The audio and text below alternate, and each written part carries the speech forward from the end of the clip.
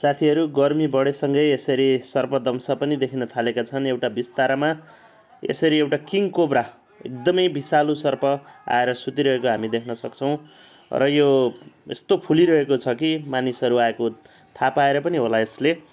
र हामी विशेष सचेत रहनुपर्ने अब देखिन्छ।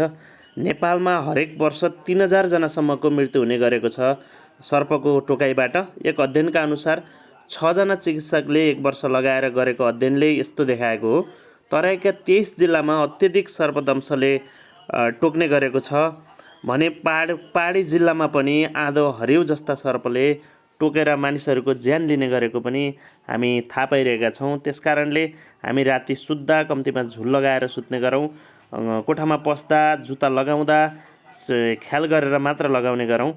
त्यति गरियो भने हामी कम्तीमा पनि सर्पदंशबाट बच्न सक्छौँ। विशेष गरी साना बालबच्चाहरू जब सर्प देख्छन् खुसी हुँदै रमाउँदै सर्पको नजिक जाने गर्छन्। यदि त्यो समयमा विषालु सर्प पर्यो भने पक्का पनि बालबच्चालाई त्यसले डस्ने गर्न सक्छ। त्यसकारणले आफ्ना बाबुनानीलाई पनि ख्याल गर्ने गरौँ।